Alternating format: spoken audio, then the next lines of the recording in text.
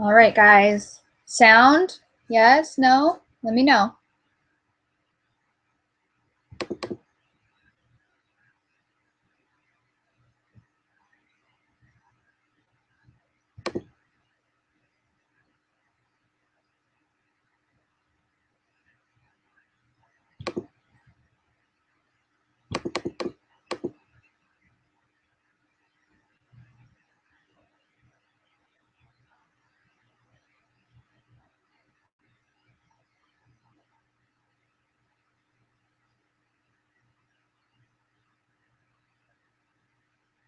Yay!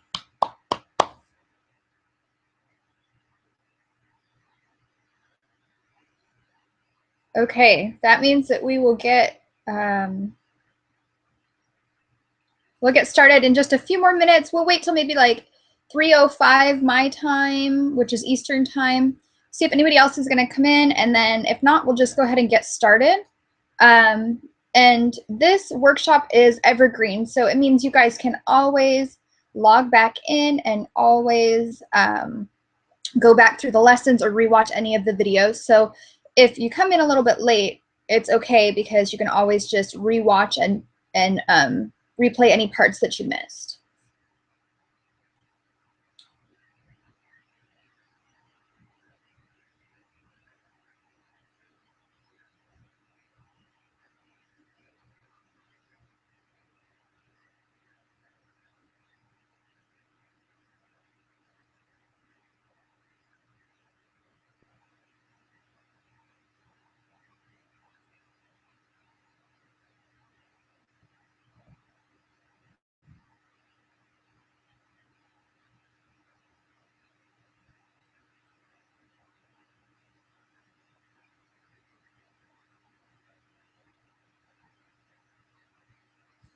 Okay. And if anybody has like pictures from last night, you can go ahead and upload them. There's a little camera on the side of the chat. You can upload pictures. We can check out some cute costumes, whatever we want to do while we're waiting. I can show you, let's see. Let's see if we have any cute pictures.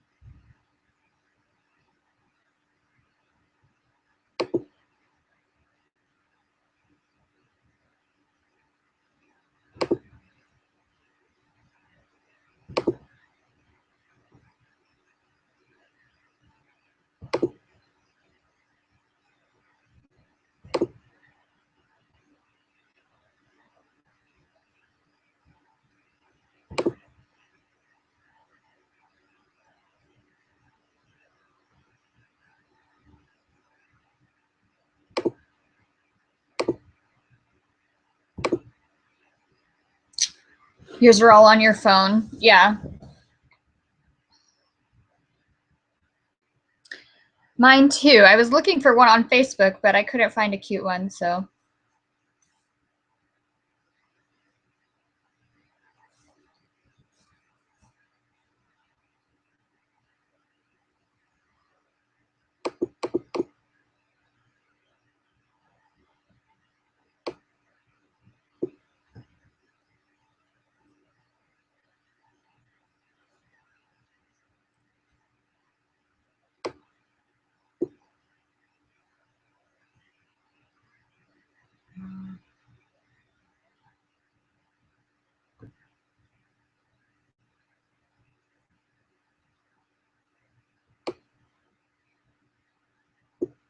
Okay, let me just check and see.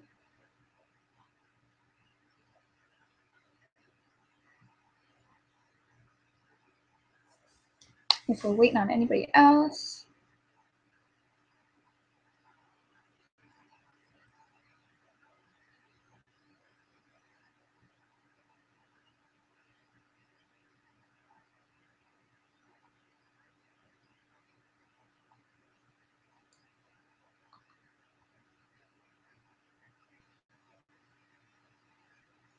All right. So there is about a 30-second delay on the video. So I'm just going to go ahead and get started. What I'll do is I'll have you guys make sure you put any of your questions in the chat. And then periodically I'll look back in through the chat just to make sure I'm not missing anything. But if I try and watch myself on the video that is delayed 30 seconds, I'm going to get all messed up. So I'm going to switch over to the other live feed that doesn't have a delay on my end. And I'll just get started with the presentation. And then, like I said, I'll check back in every couple minutes to make sure that I'm not missing any questions. And we are going to have a live Q&A session at the end. So that will have to kind of maybe wait a few seconds when it's got the lag, but we'll figure out how to do it. But we'll go ahead and get started now. And so I will flip over so I'm not seeing myself 30 seconds behind. Okay.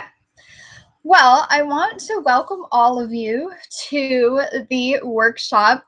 I was sitting there really embarrassed, but you know what? That's just kind of like how life for moms goes, right? We have to plan on the fly. And we have to figure things out that we've never done before, and we're just faced with challenges all the time. And it doesn't matter what happens when we're going through the challenge, it's just how we come out the other side. So yeah, that was my big lesson today. But I just want to welcome all of you and let you guys know that I'm so super thrilled to be doing this. You know, this is just the passion of mine, is to help women in general and just to also help new moms, because not only do I know exactly what it's like because I'm going through it right now, but it's just been kind of a roller coaster for me. And I know that we often don't get to share what's going on, or when we look at Facebook with other moms, they just seem to have it all together, or they don't want to be honest about what they're really struggling with. So it's kind of become my mission in life to make sure that I do let everybody know what I'm struggling with, and I help everyone else as they struggle with some of the same things. So I'm going to go ahead and share my screen with you. We've got some slides to go through. We'll just get through all the material, and then again, type any questions that you have into directly to make sure I'm not missing anything. And also, I will, I forgot what I was going to say. Oh, type anything into the chat box, but we're also going to have our live Q&A. So just make sure that any questions that you have get addressed, okay? And let me go ahead and start with the presentation. I'm going to share my screen.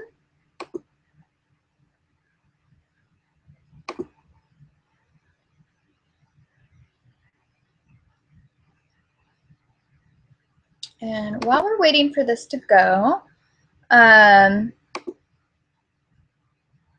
you guys can see some social share buttons there on Facebook and Twitter and Google Plus and all of those. If you have any friends that might want to catch this on the replay or might want to join us live, go ahead and hit one of those share buttons and just let them know that we're going through this right now and that we're going through all the material. And they can always click and join us late or click and watch the replay. So use those social share buttons if you think anyone else might benefit from this. All right.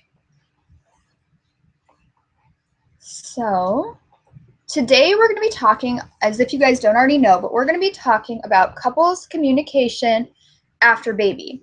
And we're going to learn to invest in our marriages through intimate conversation because honestly, communication is a really just firm foundational block of what a relationship is based on.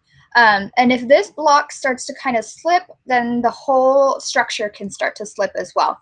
So if we can learn to intervene down here in the foundation, we can make sure that the structure stays strong. So we'll go ahead and just jump right in.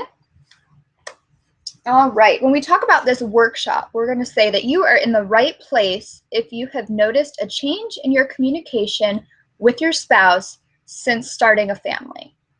And my job is to teach you ways of interacting to get you feeling connected again. Because just having a baby throws everything for a loop, right? And this is true if your kids are a bit older or anything. Like, this doesn't have to be with a brand new baby. Okay, you're also in the right place if you're struggling to find a balance between your identities as wife, mother, and woman. Because I help women be the absolute best version of themselves. And if you feel like you're doing everything you know how to have the marriage and family life you desire, but you're still not seeing results, I'm going to show you some proven strategies today that will get you communicating and connecting even better than before baby came along. And if any of this sounds like you, this workshop is perfect. And so for those of you who aren't familiar with me, I'm a licensed counselor turned female empowerment coach. It is my mission in life to help women integrate their identities as a woman, as a wife, as a mother, and as an employee or a boss or any other role that they fulfill, to integrate those and really feel like you are starting to have a balance. And so here's a little picture of us last night, my family. We were Harry Potter alumni and a future student. And so that's my little 1-year-old daughter. She is just learning to walk, and she walked around the neighborhood last night, and she's eating nerds right there. She was loving those nerds. So here's just a little image to let you guys know that I'm a real family, or I come from a real family. I have real struggles. I'm a real wife. I'm a real mom. And I'm going through all the same stuff that you guys are going through. And so to give you a little bit of background on what that means, so as a licensed counselor, I went through a 2.5-year master's degree program in mental health. And I also had 2 years of clinical work where I worked mostly with couples and children. Although I saw clients of all ages and all backgrounds and scenarios, it was my favorite to work with couples and kids. So I always tried to specialize in that. My husband, who you saw in the picture there, we've been married for almost 6 years now. And our little daughter is 14 months. And you know, I got the idea for this workshop. I've been going to a mom's group actually since I was 18 weeks pregnant. And then we all just kind of went through our pregnancies together and just hung out once we had our babies. But this topic just seemed to keep coming up over and over again. It seemed like every mom was just saying that they were finally starting to feel like their training wheels were coming off when it came to being moms. Like they were getting things figured out, but then they were like, oh crap, where did my marriage go, right? And so despite all my training, I realized the exact same thing had happened to me. My marriage was also on what I call the baby back burner. So, you know, even though I went to school for this stuff and I had worked with a ton of other couples, I was going through the same thing. My daughter had just really kind of ransacked my marriage in the most positive way I can say that. But you know, as soon as I sat there and I kind of thought about what I could do about some of this stuff, I used some of my training and I realized that my marriage came back really quickly. So not all is lost if you're feeling some of these same things. But without healthy communication, our relationships can start to suffer quickly. We can become stagnant, And we can also grow apart. So today, that's exactly what I'm going to help you avoid. And my goal for you is to teach you to easily reconnect with your spouse after baby, to find balance among all of your roles as a wife, as a woman, as a mother, as a boss, and to communicate to your partner in an open, honest, and loving way. So by the end of this workshop, I want you to have all of the tools and resources you need to be the best wife and mother you can be. And here's what you'll learn. You're going to learn exactly what communication is and how it changes once you have a family. You're going to learn the key differences between healthy and unhealthy communication. We're also going to talk about resolving conflict and fighting fair. And then we're going to get to the really fun stuff where we're going to talk about tips and techniques that you can start using today to reconnect with your spouse. And then make sure you stay all the way to the end because we're going to have the Q&A, but I also have a really cool and special announcement for you guys. So I'm going to stop right here and I'm going to check in on the chat, and then we'll get back into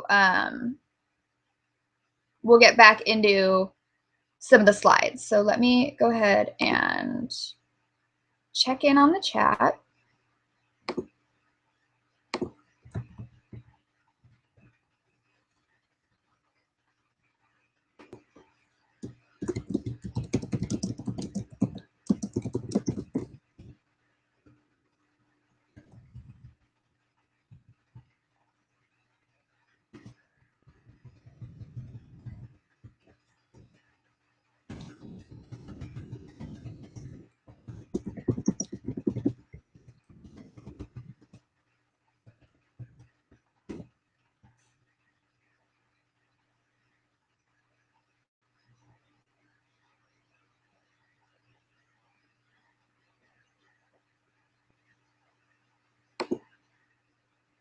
Okay, it didn't look like there are any questions in there right now.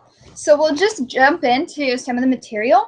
And again, if you have any questions as we're going, type them in and I'll check in at the end of every section and make sure that we're not missing anything.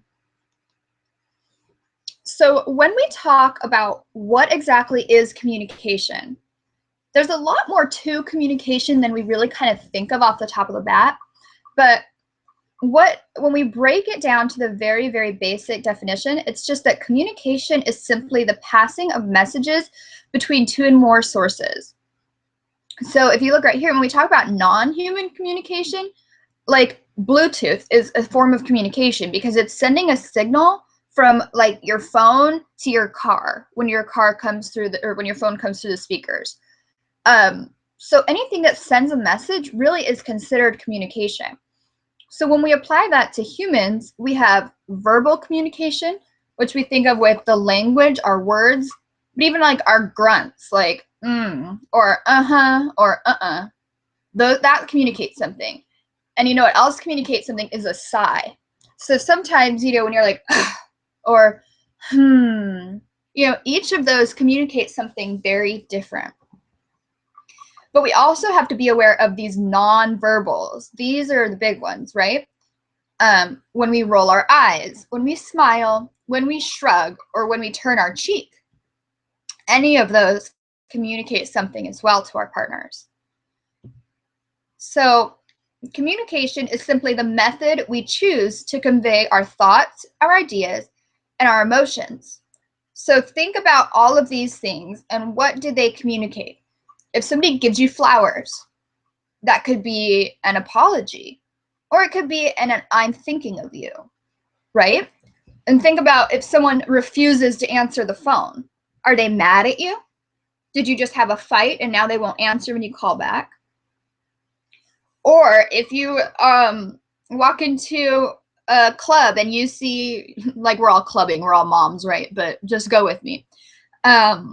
If you walk into a club and you see somebody just throwing them back, and then all of a sudden she's dancing crazy on a bar, what's going on in her life? What is that communicating to the world, right? So our gestures, our acts, and our behaviors also communicate things. And so this is a quote from a marriage and family therapist named Penny Foreman. And she says that virtually everything we do in the company of others communicates something. So we can see how important communication is in our marriage, because everything we do, and in turn, everything we don't do, is communicating something. So, you know, if you're a stay-at-home mom or a work-at-home mom like I am, and you're just stuck in a project and you're focusing so hard, but your spouse comes home from work at the end of the day and he walks in and he's ready for a hug, and you just kind of like brush him off, you may not be meaning to, but you're certainly communicating something, right? And he can interpret that very differently than what you're thinking is, I'm busy and I just want to finish this project. Okay. So if we go to the next thing, our unique way of sending and interpreting messages is influenced by our earliest relationships. So this is our parents, our siblings, our other family, and our caregivers. It's also influenced by our marriage role models, our parents, our grandparents, our aunts and uncles, or our friends. So you can think, I'm sure, of a marriage role model where they just had a great marriage and communicated great, and that has impact on you. But you can also maybe think of a family member or someone else who didn't have such a great marriage, and maybe that also impacts you as well. So what were their communication styles like? And also our passions and our interests impact our communication, because the people that we spend the most time with impact our communication, and also the media. Have you ever noticed that, like, this is huge? So in Grey's Anatomy, when the show very first started, they were throwing around the word seriously. Remember, they would go seriously all the time, and it became a mainstream word. It became part of almost everybody's vocabulary. So that is the way that the media can impact our communication as well. So if you look here on the bottom corner of the slides, when they correspond to one of the pages in the workbook, I've outlined it here. So if you haven't downloaded the workbook for the workshop today, it's underneath on the side where it says course materials. You can download the PDF. But this slide in particular corresponds with workbook page 3. And it says, think of common happy times and stressful times in your relationship. What might your verbal and nonverbal messages be communicating to your spouse? So I'll let you guys pause right here. Check out page 3 in the workbook, and I'll check in the chat and see if there's anything that we need to answer, any questions. Okay.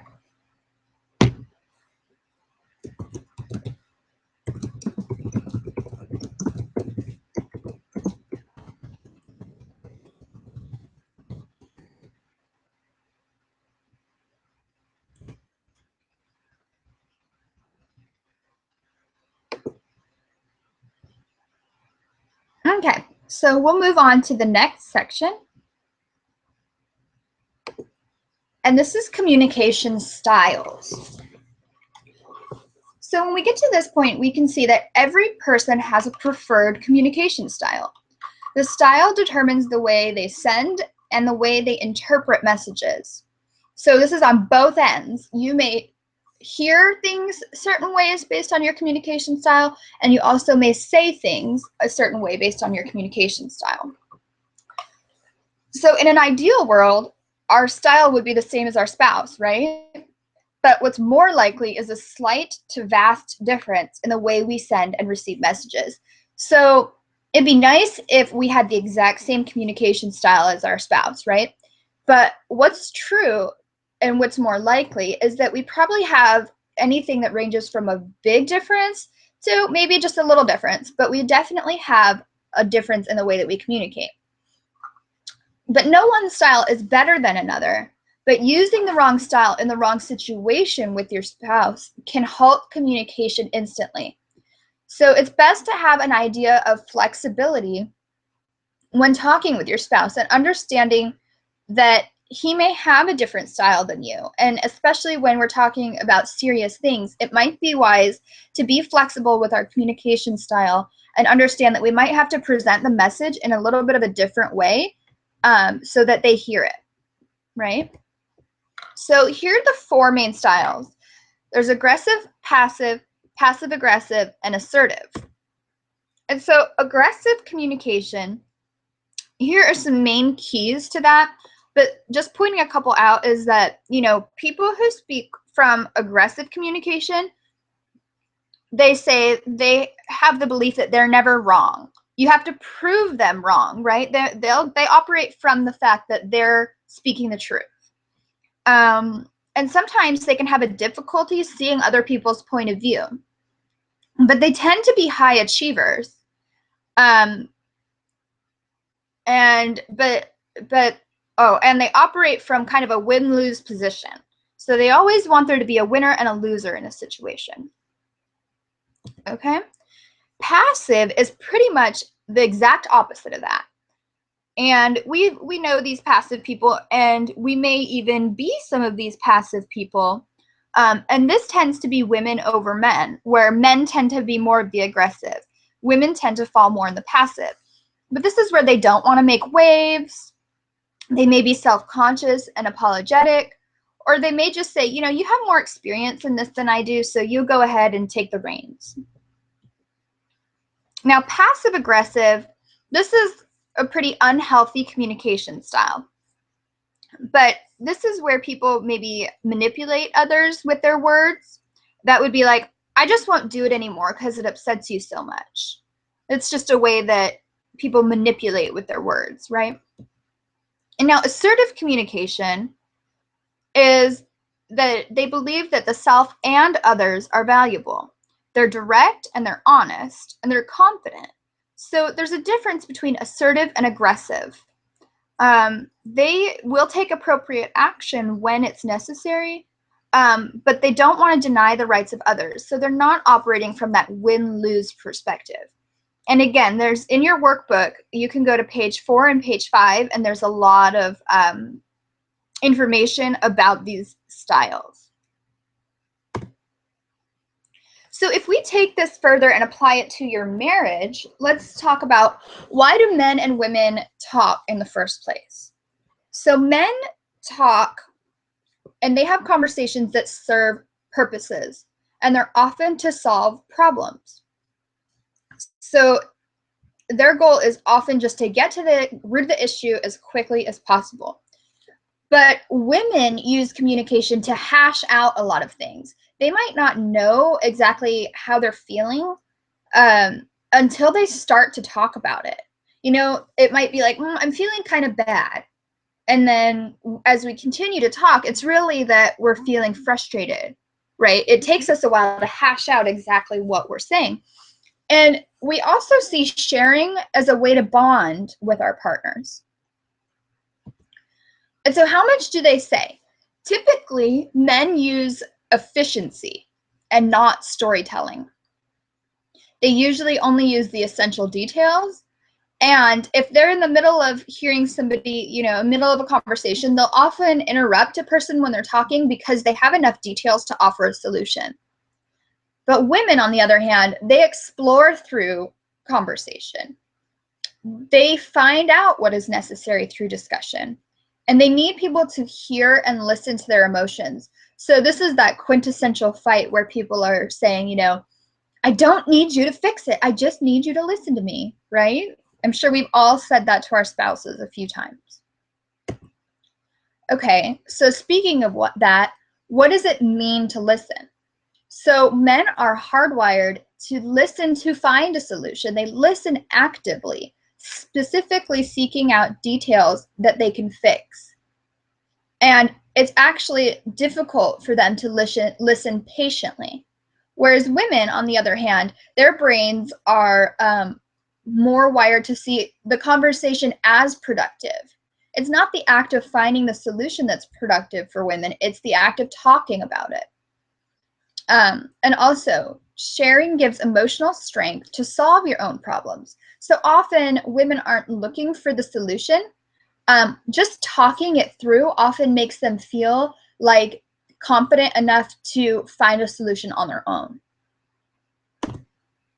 Okay, so here's where communication breaks down. Because we can see why men and women are so different on when it comes to their communication styles, men break down when they feel like they're being told what to do, and when their competence is being questioned, or they're made to feel inadequate. So when they're coming at you and saying, well, here's what I would do, and you're saying, well, that's not what I want. I don't want a solution. They don't hear, I don't want it to be fixed. They're hearing inadequacy. They're hearing, well, I'm not good enough to fix it for you, right? And women, on the other hand, they hear that their problems aren't real or significant. If they're told they're being hormonal or emotional, or if they're robbed of the ability to share and connect. So you can see here why there is such a difficulty for men and women to communicate, because they're just hardwired completely differently. So every time we're having a conversation, we're having to take that in through the scope of how our partner communicates and how we communicate, and we're having to put those together. And really, it's quite an effort to make sure that we're not offending and we're not causing communication breakdowns. And the same goes for them, right? So we'll pause here and I'll check in the chat. And we're coming to another section.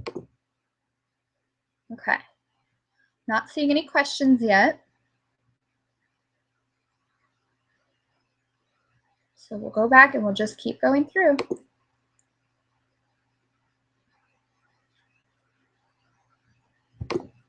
Okay. So the next section, we're going to talk about how communication changes after baby. Becoming parents changes everything, right? Hang on, you know what I'm going to do? I'm going to go back here and refresh really fast just to make sure I'm not missing anything.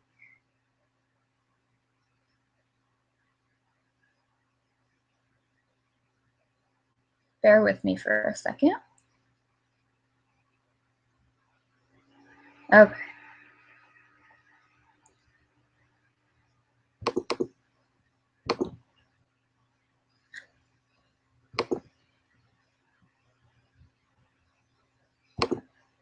Okay, so we're back here to how communication changes after baby.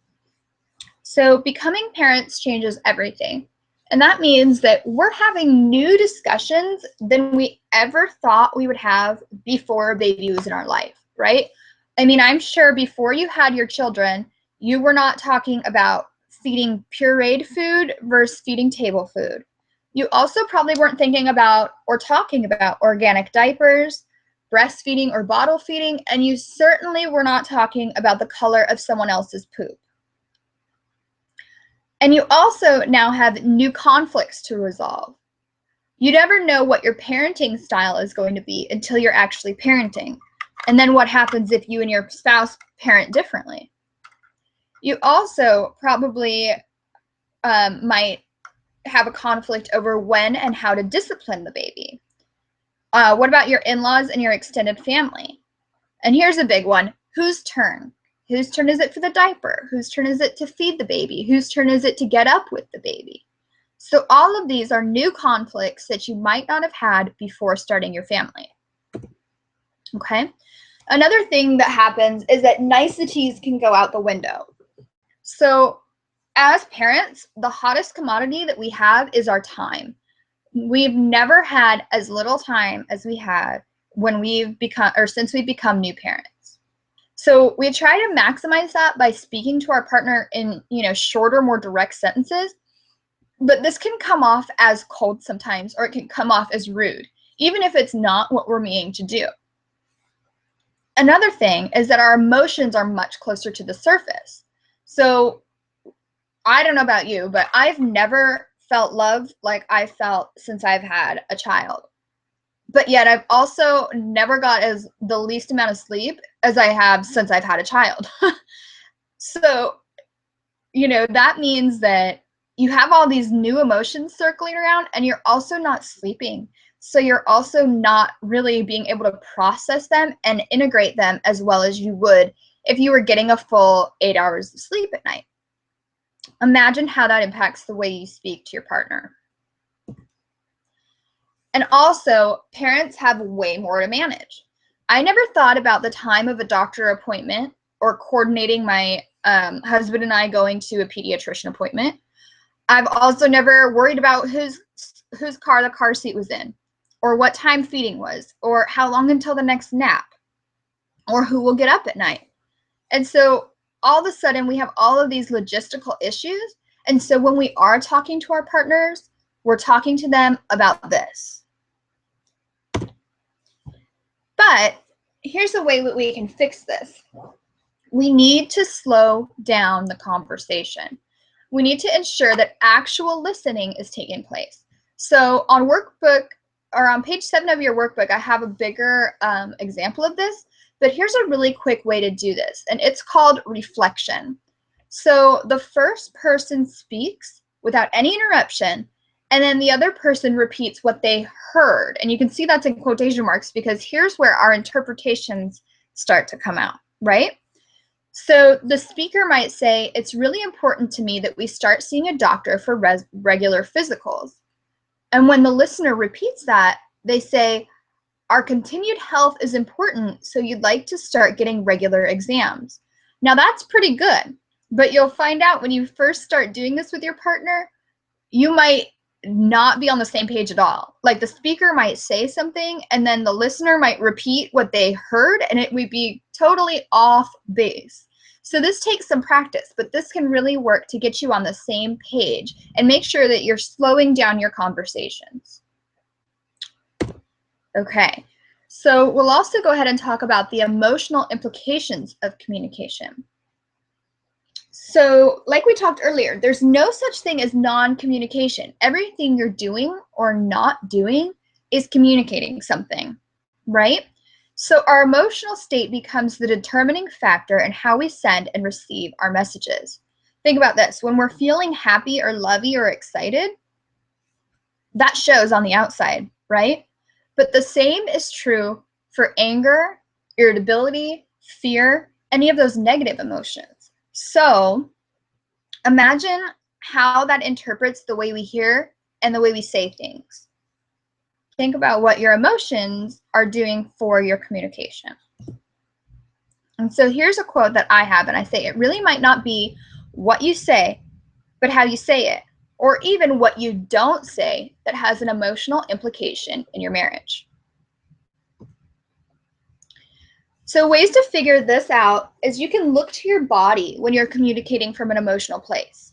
We often feel strong emotions somewhere in our body. Like think about when they say, go with your gut. That's because you're coming from an emotional place and you can feel that intuition or that emotion in your gut, right? So if you're about to have a serious conversation with your partner, you can try checking in with your body first. Are you feeling it? Is your heart pounding?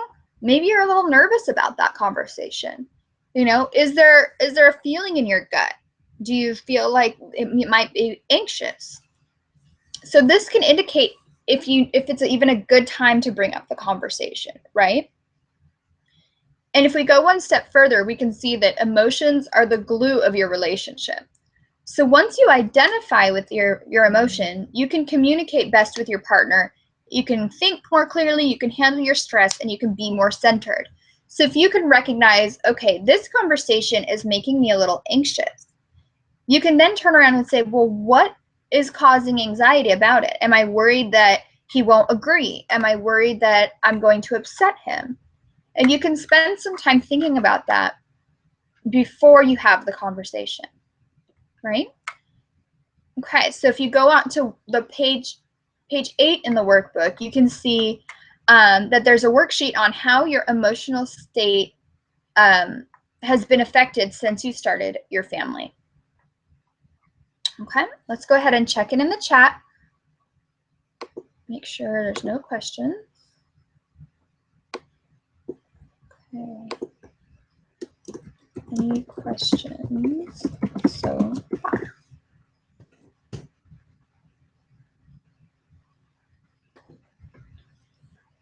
Okay. Okay, so I'm going to We're just breezing right along through this. We're about halfway done with the slides right now. So let's talk about what is healthy communication. So the core of healthy communication is safety, openness, and honesty. So it's collaborative with the purpose of coming together. It allows the couple to talk about perceptions, feelings, and ideas. It also fosters relationship growth. And when you're using healthy communication, you're coming from a place of ownership. So even if you're talking about negative things, you're owning that. You're not placing blame on anyone else. So we don't assume anyone else's thoughts or feelings, and we try and understand people without blaming them. So that's what healthy communication is. There's 3 qualities that make up healthy communication. It comes from a place of commitment, trust, and intimacy. So this means that the couple is working together to move the relationship forward. They're committed to being together in the future. Also, each partner knows that the other is dependable. They can trust that person. And they're also speaking about things that can bring them together and make them more intimate rather than dividing them. And when we talk about healthy communication, we also have to remember the nonverbals, right? It's more than just spoken words. So gestures count. So one of those might be leaning in while the other is talking. That really shows your interest. It shows that you're listening. Eye contact, turning toward your partner. So your body language is also very important. And some casual touch. So if your partner is trying to express some emotions that are a little bit difficult, casually touching his arm, his leg, that is a show of support. So that's what positive nonverbals do. They show our underlying support, and we don't always have to communicate that verbally. Okay. So approaching your partner in a healthy way, if you need to bring up a topic, you want to make sure that you're giving up your need to be right. You also want to think about your communication style and your partner's communication style. Is this a time where you might need to take their style into consideration? And remember, a conversation is not a battle. When you're going to bring up a topic that might be a little hard to discuss, a lot of people view that as like stepping into the boxing ring, right? I've got to get my point across. I've got to make sure that I'm heard. Well, when we look at conversations that way, we're coming not from a place of healthy communication. So conversation is not a battle. You want to listen to your partner. And when we're listening is actually not about us. Too often we listen to formulate a response instead of trying to hear what our partner is saying, right? That is not actively listening. Okay, so let's contrast that. Let's talk about what unhealthy communication is. So unhealthy communication is the opposite of collaborative. This is when people are seeking a win-win and they're focusing on their self, or they're not seeking a win-win. They're actually seeking a win-lose. And so the focus is on the self instead of the partnership. It lacks boundaries. So when people are communicating unhealthily, they're likely to name call, they're more likely to blame, and they're more likely to insult. They lack the boundaries. And it's also rigid. They may refuse to hear what the other has to say, or they may try and be manipulative. When in a pattern of unhealthy communication, couples talk around the issues.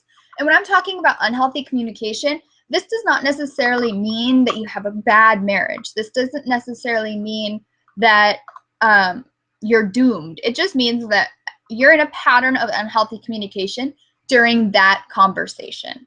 And like we learned earlier, that can come from anything. That can come from just having a grumpy day. That can come from being in an emotional place that's not conducive to having the best conversation, right? But when we're in these patterns, we use indirect language. So rather than just coming out and saying it, we're talking around it. We also assume that our partner will interpret us. And all this is doing is prolonging a real conversation. Okay? And people, when they're in a pattern of unhealthy communication, they also avoid the present. So they might bring up the past, they might try and rehash old arguments, or they might put too much emphasis on the future. Whichever they're doing, all they're doing is avoiding the present. Okay? So when in a pattern of unhealthy communication, couples intimidate each other. They try and use language to control the situation. They may be loud and aggressive, or they may be quiet and subtle. But this type of communication drives a wedge between partners. Another thing that people try and do is they might use like parent-child communication. So this can be submissive or dominating. It could be subservient or condescending. And a lot of times, like, you'll hear maybe your spouse will be like, "You're not my mother," right? "You're my wife, you're not my mother." That's when they feel like they're being parentalized and they're responding with a childish type of communication. Okay. Let's check in on the chat. Okay, it doesn't look like there's many questions. We'll refresh, make sure we're not missing anything here.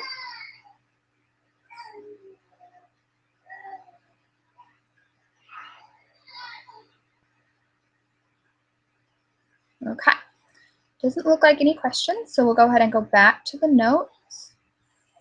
Click play here.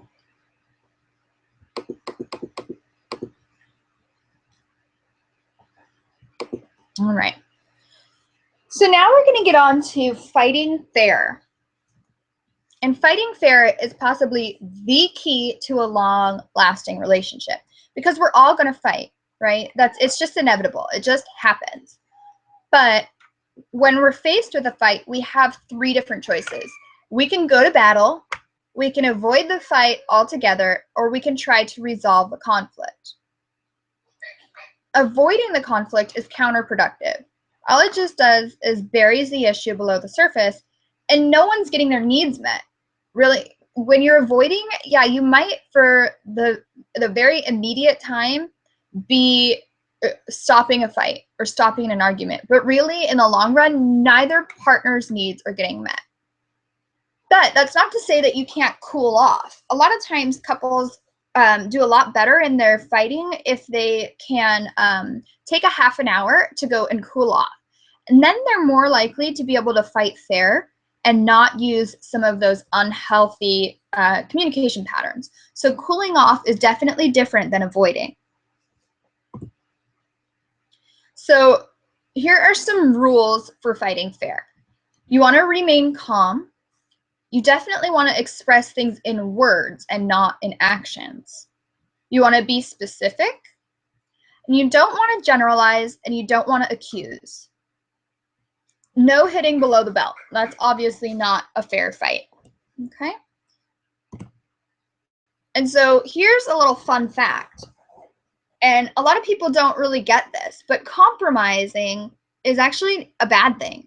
Compromising is not really a good thing, because when you compromise, two people end up laying all their things out. Say you've got your own bag and you've got 10 items in your bag, and your husband has 10 items in his bag. So when you compromise, each of you lays out your 10 items, and so you have 20 items together, and together you throw half of them away.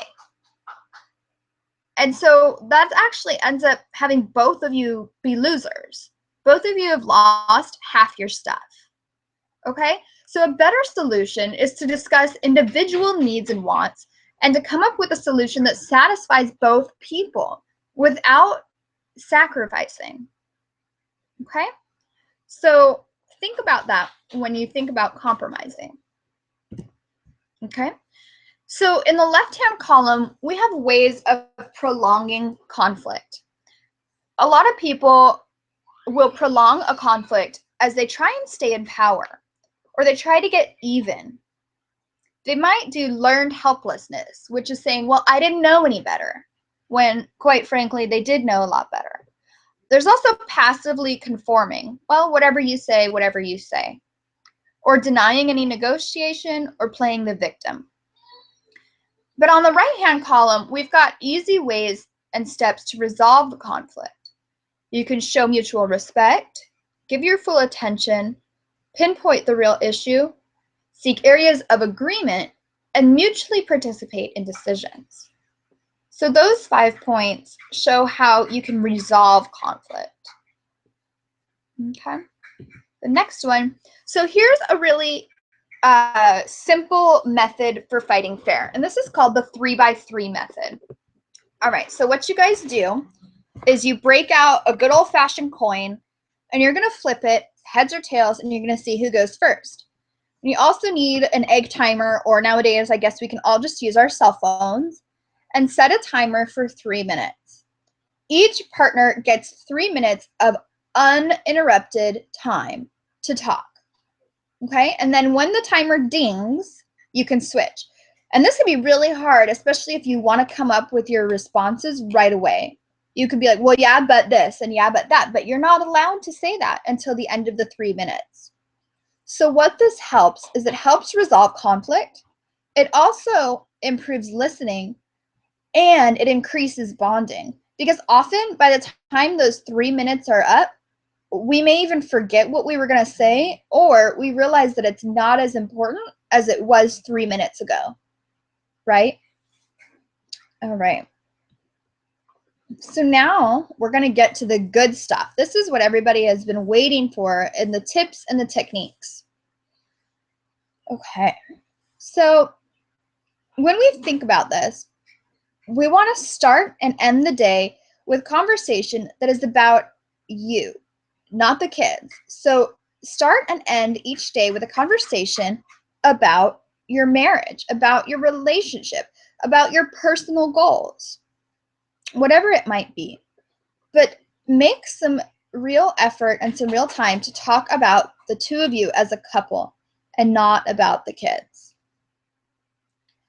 So you can begin the day with positive, encouraging statements and questions. And here's some examples. You can say, are you expecting anything exciting at work today? Like, what's going on? What's going to happen today that's different than yesterday?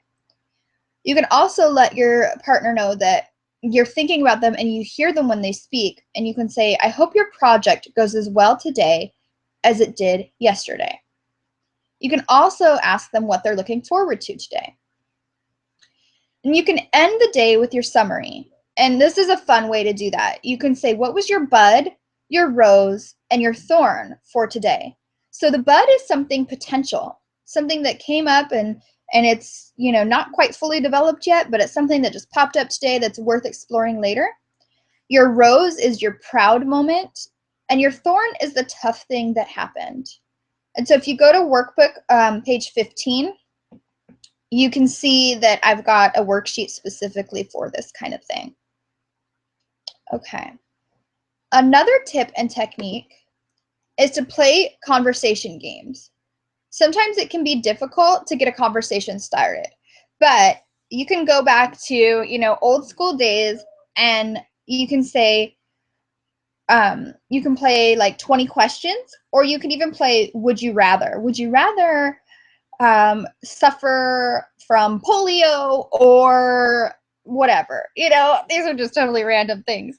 But would you rather could be a fun way to do this. And yeah, you probably asked a lot of these questions when you were dating or before, when your relationship was new or before baby. But I can guarantee you that if you start talking about goals and ambitions and plans for the future, since you've had a family, those things are going to be drastically different than before. And so you can really get to learn and get to know your partner differently than you ever could have before. And so some sample questions are, you know, if money were no issue, where would you like to travel? If the house caught on fire and we were safe, what 5 things would you save other than your family? And also, if you inherited $100,000, what would you want to do with it? And if you go to page 16 in the workbook, I've got a ton more of these types of questions that can really help you get a conversation started with your partner. Okay? And here's another one, the 20-minute date. So, this happens a lot when we have families, is that we realize that we don't have time for anything. Like I mentioned earlier, the hottest commodity when you become a family is your time. And so here's a way to get 20 minutes in. And this could be before the babies wake up in the morning. You and your spouse can make sure that you grab a cup of coffee together. Yeah, it might be a little annoying to set your alarm early or whatever, and it might take a little effort, but it's 20 minutes. And this can also be after the babies go to bed. And you can set aside 20 minutes specifically straight for your partner. And this means spending 20 minutes with direct eye contact. No, that doesn't mean like staring them down and being creepy, but it just means, spend 20 minutes with direct eye contact in sight of each other. Not 20 minutes while you clean the kitchen and he organizes for the next day. Okay, and not 20 minutes while you're on Facebook and he's playing video games. So no TV and no other background noise. No kids, no phones. And during this 20 minutes, only positivity is allowed. So this isn't time to discuss how you were upset last night trick-or-treating because you didn't think that your spouse was as present as you wanted them to be. And this is not the time to discuss, how you feel like your mother-in-law is way too up in your business. Okay? It's 20 minutes of only positivity allowed. And you're going to take turns doing what each partner wants for 20 minutes. Okay, so you could do this weekly, you could do this a couple times a week, but each 20-minute date, you're going to take turns and do what the other person wants. Okay, and here's another technique. Because time is so precious to new families, what happens is you try and cram everything into that small amount of time that you do have. So what can be better for that is setting some weekly time and some monthly time. Okay, so if we go back here to one slide and that was not one slide. There we go. If we go back to the 20-minute date, if you're doing this 3 times a week, okay, 2 times could be just fun stuff, and you can use one of the other 20-minute times for your weekly connection. And so this is where you really want to have maybe an intimate conversation, and you want to ask and share with your partner. You want to say, are there any family matters that need our attention this week? What is weighing on me this week? So maybe Billy got in trouble and he hit another kid at daycare. Okay, so that might be a family matter that needs your attention. So you guys can talk about, okay, what are we going to do about Billy's hitting? This is the 3rd time he's hit somebody. Let's talk about our parenting strategies here. Okay? And then you can also take one of these 20-minute dates and turn that into your monthly planning time. So review and prep with your partner during this time. So this is where you might want to talk about your budget and your household requirements. This is where you might want to check in on your relationship goals. You can take this time to look at your calendars and schedule a date night out and think about a babysitter. And you can also talk about some of your long-term things here. So if you kind of schedule out these blocks of time, weekly and monthly, where you're hashing out maybe some of these bigger issues, then they won't have to seep into, your everyday, and they won't have to take over the precious moments that you do have together. Okay, another fun thing to do is to create a vision board. So a lot of times, our goal when we start dating, our goal is to simply, get married. Okay, and then we get married, and our goal typically after maybe a year or 2 or whatever is to start a family. But then a lot of times when we start the family, then it's like, okay, now what? A lot of times we don't have goals beyond that.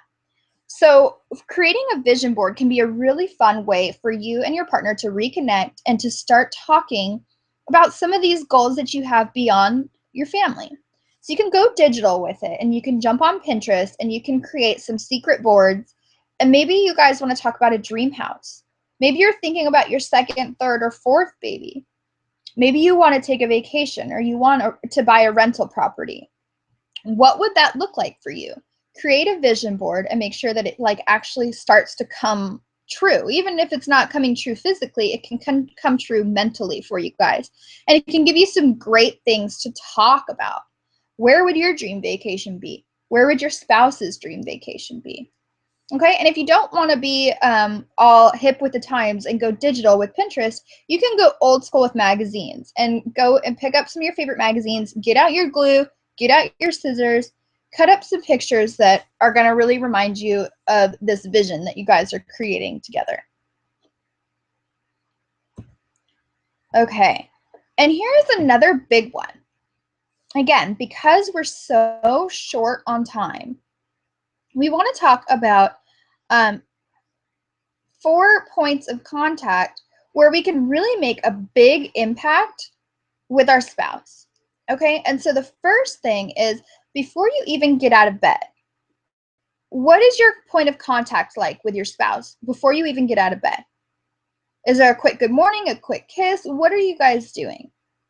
Okay, and then before you leave the house, make sure you make an important point of contact at that point. Maybe it's, again, a simple kiss goodbye. Maybe it's just a daily reminder, or a, I'll be thinking of you today. But that is a key point of contact, because really it's the last time you guys are going to see each other throughout the day until the evening time. So again, another key point of contact is between 4 and 7.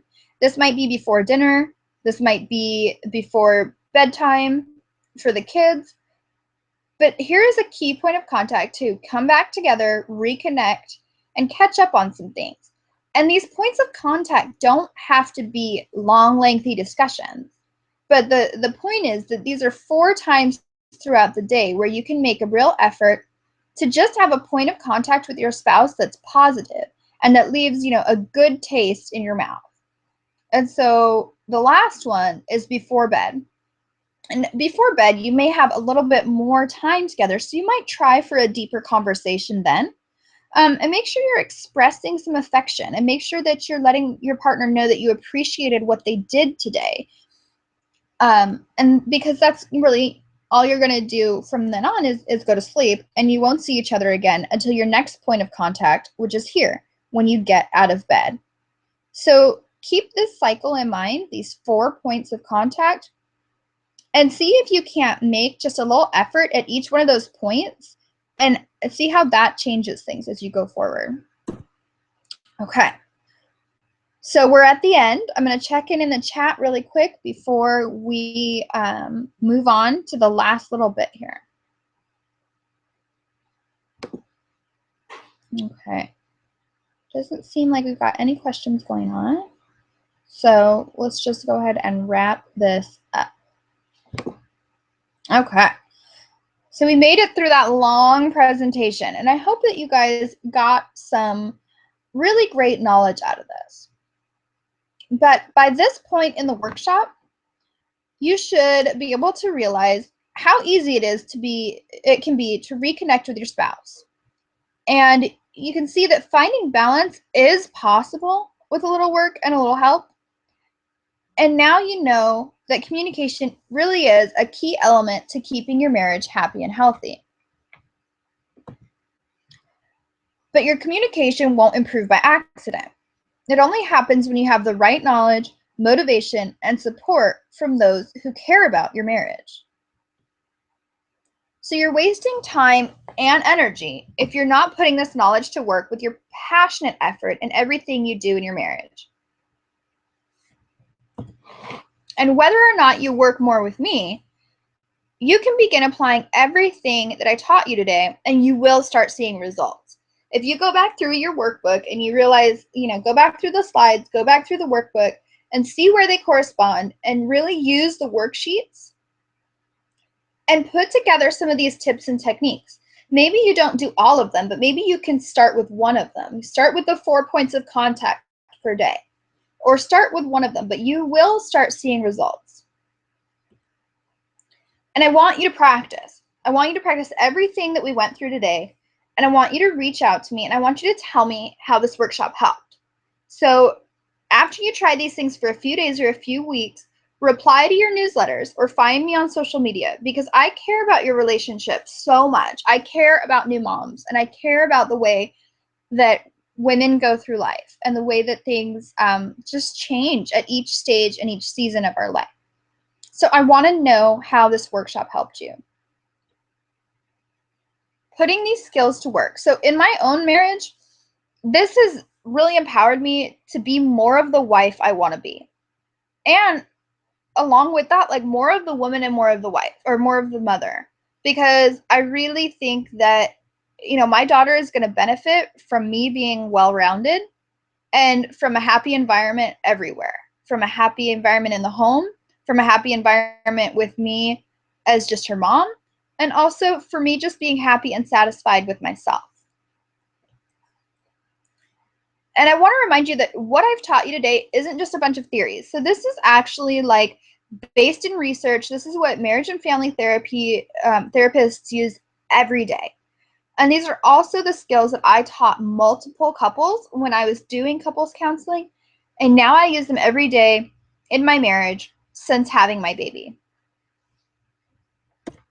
Okay. But so why are you here in this workshop today? And also, why do you read mom blogs? And why do you research online? And why do you ask your mom friends what they're going through in their life? It might be because you want to feel really, really powerful. You want to make changes and you want to see results. And I know, really, honestly, I know what that feels like because I know what it's like to be lost and caught up in being a new mom. Because honestly, like it sucks the life out of you. And I mean that in the most beautiful way possible because I love my child and I know that all of you love your children too. But honestly, like when you're stuck in new mom, you have no other life. So you can know that things are lacking. You can know that your marriage isn't getting the attention that it needs. You can know that your friendships and your family relationships aren't getting the attention that they need.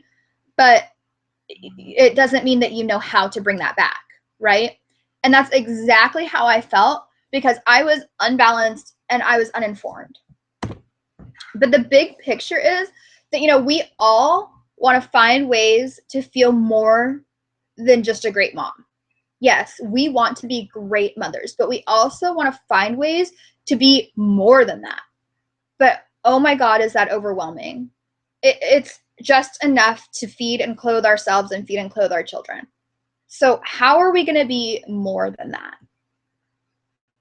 Well, we want to understand how this all fits together, right? We want to know how communication, how marital influences, how our roles as mothers, how that all shapes our marriage every day. And you want to embrace yourself post-baby. I know I did. I know all of a sudden I was like, who am I? Who am I? I don't know who I am. I know who Marissa, the mom, is. I know who my daughter's mom is, but who am I? So if you're like me, you want to embrace yourself post-baby. You want to embrace yourself instead of questioning your self-worth and instead of questioning your sexiness. You also want to feel on top of things. You want to feel confident in your abilities as a woman, a wife, and a mom. But believe me, you probably haven't found the right strategies until now because I know it takes a lot of trial and error. But really, the power is yours because I know this, and it's something my mom always told me too, is that we have the power to choose. We have the power to make our lives the way that we want them to be. So you can implement everything you learned here today, and you can try and discover strategies that work for you, and you can do that all on your own. I believe that you can do that. Or I have another option for you too, though. You can do it with the help of a licensed counselor and a coach whose purpose in life is to empower you.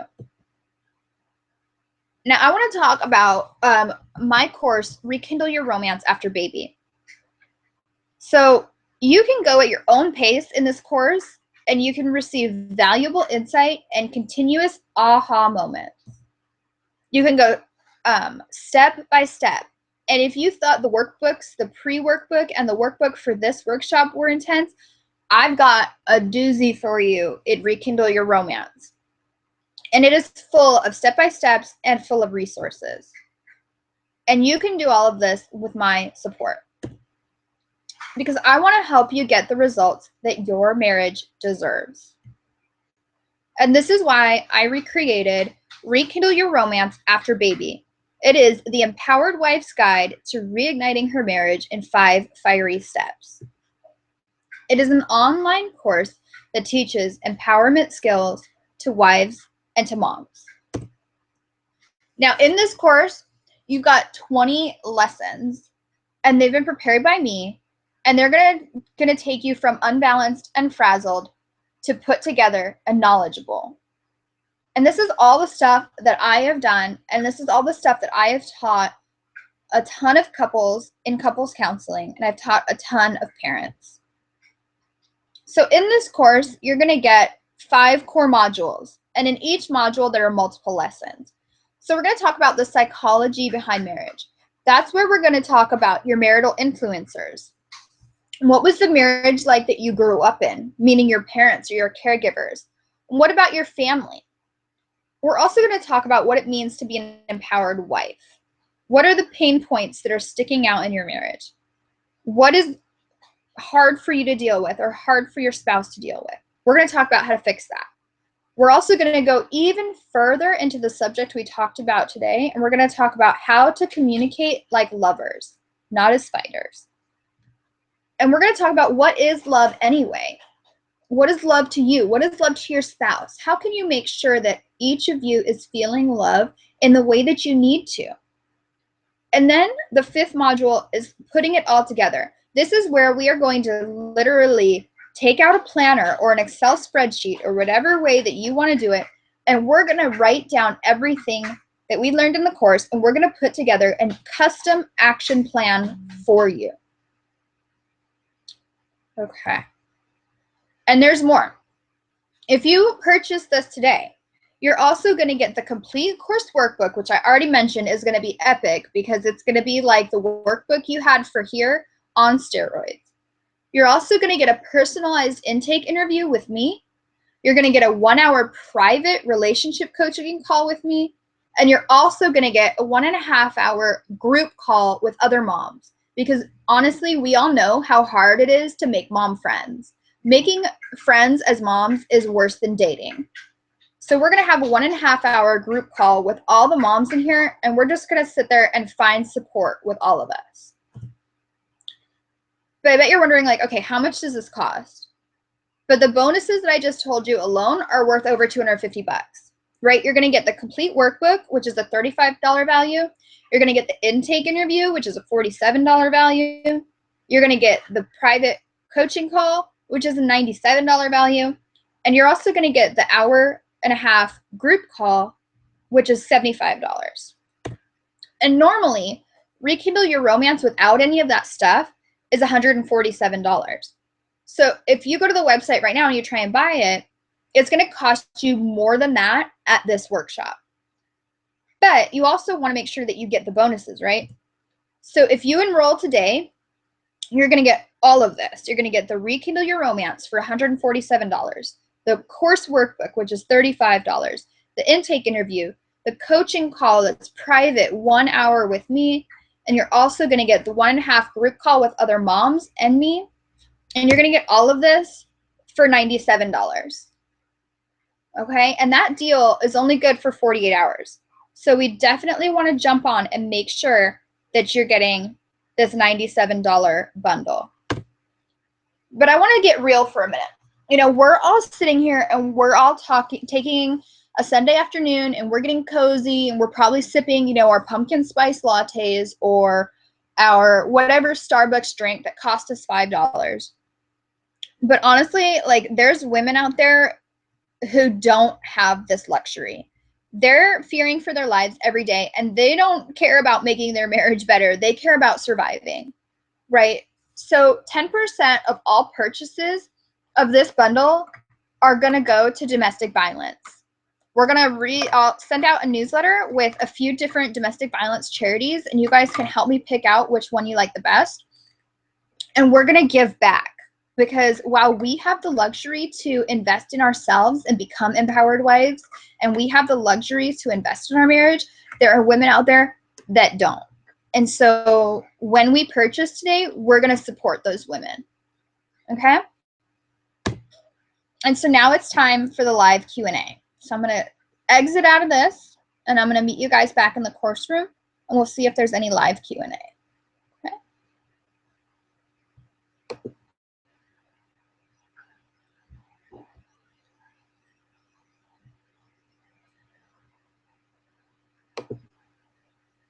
All right. So let me check in here.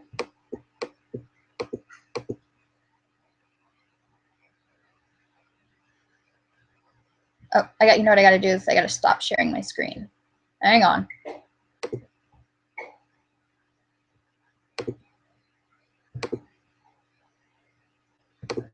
I don't know how to do that. Hang on. Where's my stop the screen share?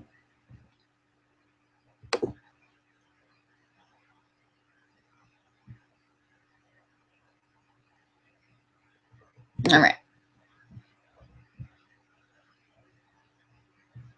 There we go. That's better.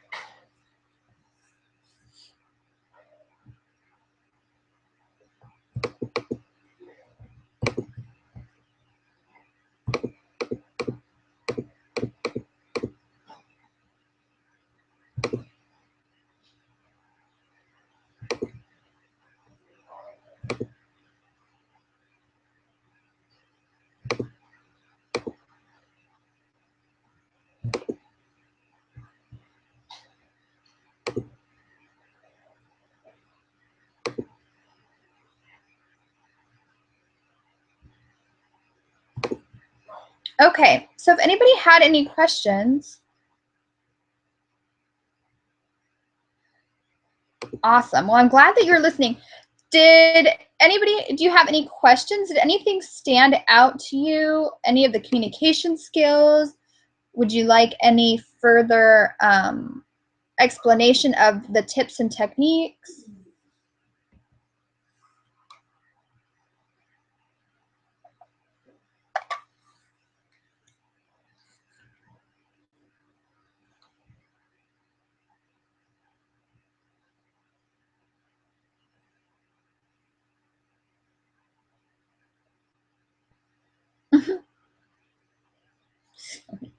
My husband just sent me a picture of my daughter playing at Barnes & Noble.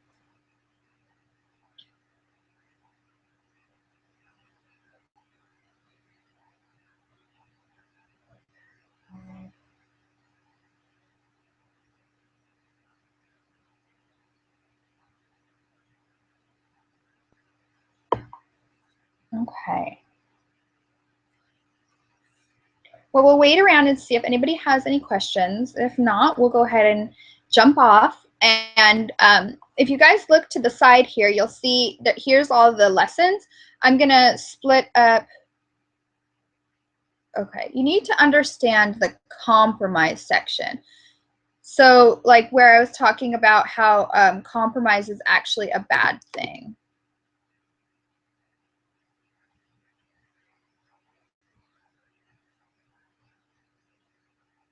Okay. And then you're saying that your biggest communication styles because they're different. Okay. Okay, so explain this a little bit better.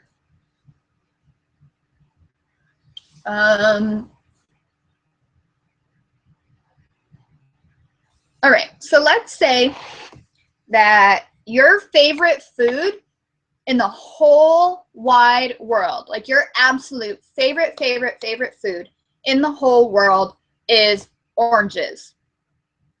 Okay? And oh, did we freeze? Oh, there we go.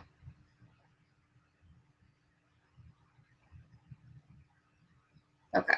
Sorry, we've still got that lag a little bit. Okay, let me go back here. Okay, so the thing that you care about the most in the whole world is your oranges. Okay, and you've got a bucket and you've got 10 oranges in that bucket. Okay, And now the thing that your spouse cares about the most in the whole world is his apples. Okay?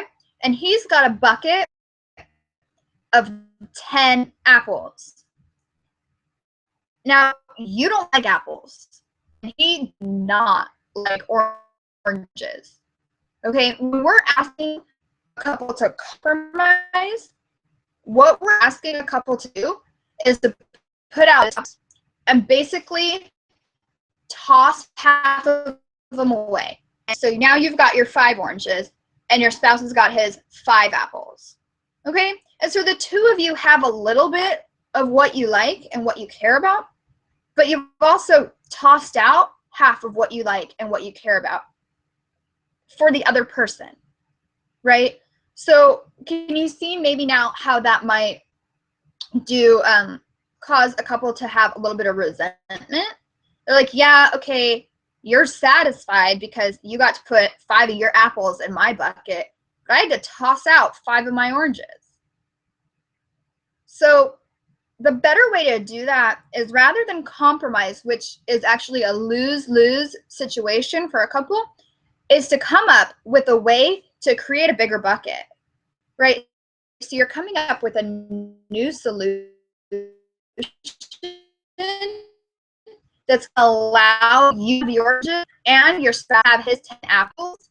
But you're also coming up with a solution that works for both of you, but no one has to sacrifice anything. Okay? Have help with the compromise thing. Sometimes we need like visuals, or we need to like have examples. So go ahead and type in the chat. Let me know if that kind of cleared some stuff up. Okay? And then we'll get back to some here. Okay. And so here we talked about, my biggest thing is that my husband and I are always so busy when we get home and we're exhausted. I liked the examples of the different communication styles because we are completely different.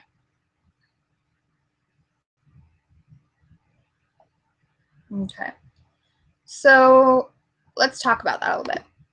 I hear you when you say that you have very, very little time and then you're exhausted, right?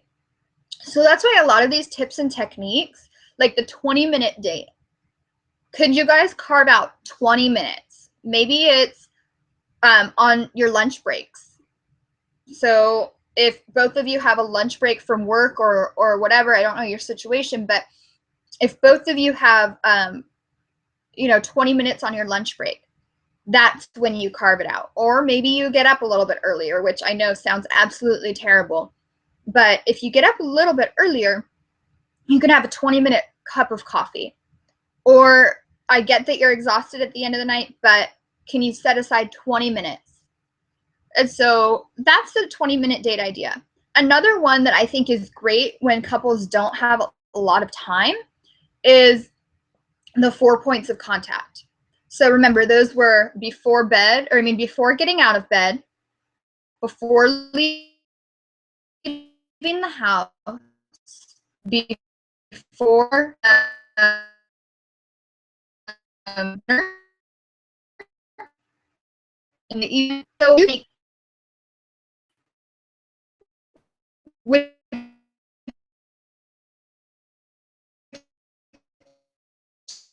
just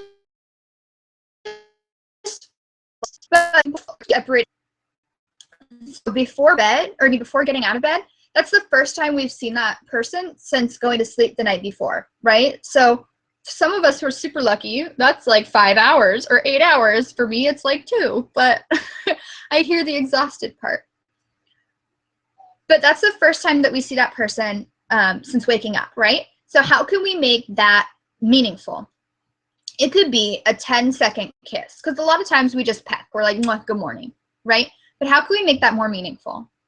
Okay, and then before leaving the house. This is the last time we're gonna see our spouse before they get home or we get home from work, whatever the situation is. So here's a big gap right here. So how can we make that meaningful? Maybe we just make it a point to remember that they've got a big meeting that day. And when they're leaving the house, or when we're leaving the house, we say, I really, really meeting goes well. right?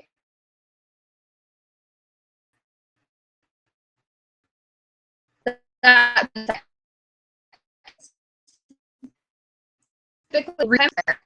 meaningful.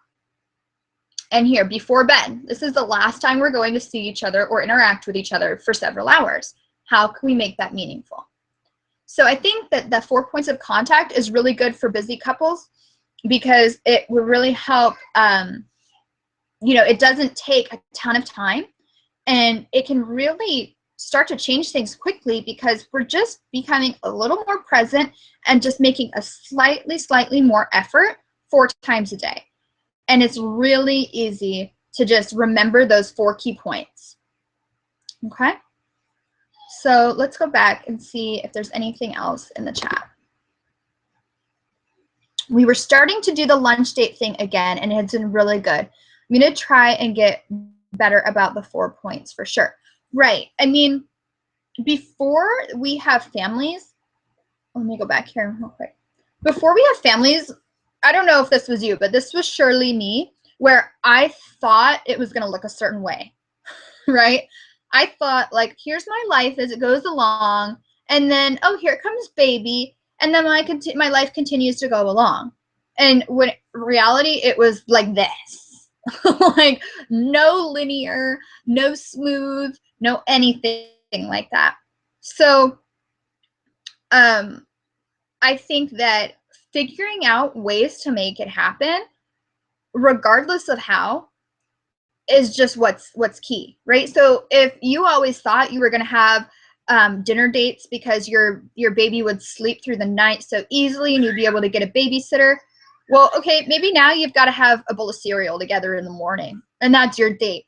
Or maybe now you're finding some time at lunch, right? It probably looks a heck of a lot different than you ever thought it was going to, but how it looks isn't the point, right? When you how it looks really isn't the making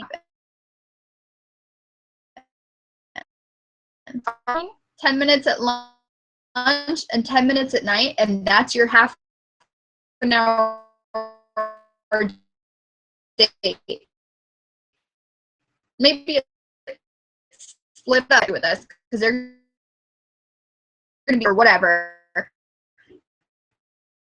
And then we're going to have a season of our life, and the fact that the fact that we're dealing with having new families now, we've just kind of got to make it work, right? So let's check out anything else in the chat. Okay.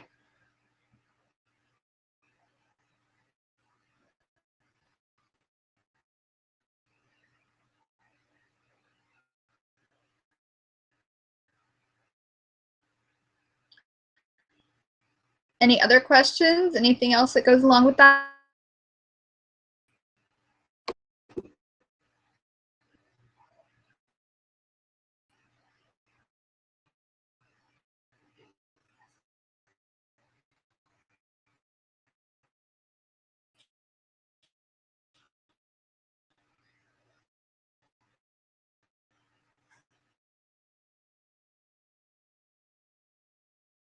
Social media is, and just let people know, really think that so many times just get so overwhelmed because they don't,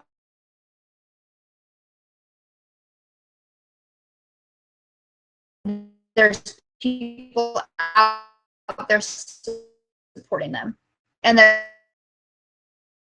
there's people out there offering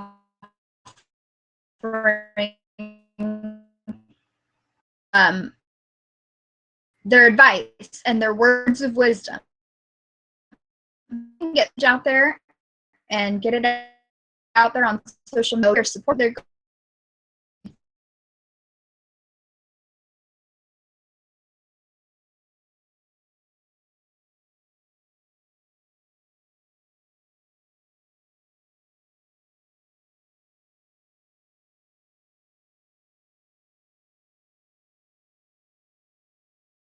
This course will be available to you always. So you can always come back in and check out any of the information later.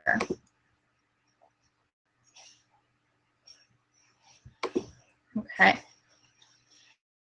And so things about the coaching calls is that the coaching call that's private with me, you can get throughout, like at any time in the course, or you can save it until the end, and you can pick which area of the course really stood out for you. And we can spend an hour hashing out that exact detail. So it's really great follow-up to the course because it'll really help you solidify any parts that were a little bit, you know, mistaken or a little bit hard to understand. But that way you will be able to really get a solid grasp on everything and really just find your power, because I really think it's another point to hone in on and to just nail down is the fact that we have so much power. We can create and we can shape and we can design the life, the marriage, the motherhood, anything that we want. And if we can't do that on our own, or if we're not exactly sure how to do that, we just need a little guidance. And that is the exact point of this course, is to just get you everything you need to do and everything you need to know to be an empowered wife and to just rock your marriage and feel really, really good about the way that you are doing those things. Because no one is going to improve yourself but you, right? So let me go ahead and check back in the chat, see if there's any more questions.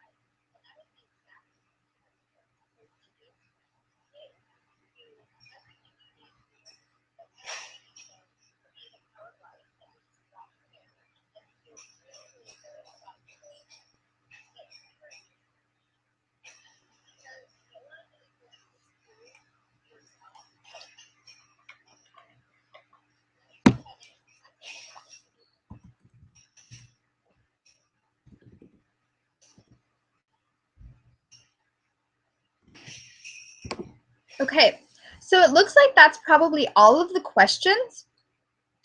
Like I said, I'll be emailing out some of the information about the bundle for you, and you'll always have the links to the replays, and you'll always have access to this information. If you haven't already, make sure that you've downloaded the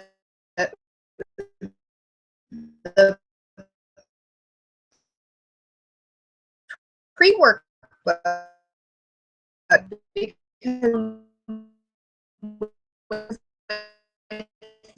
it's really download it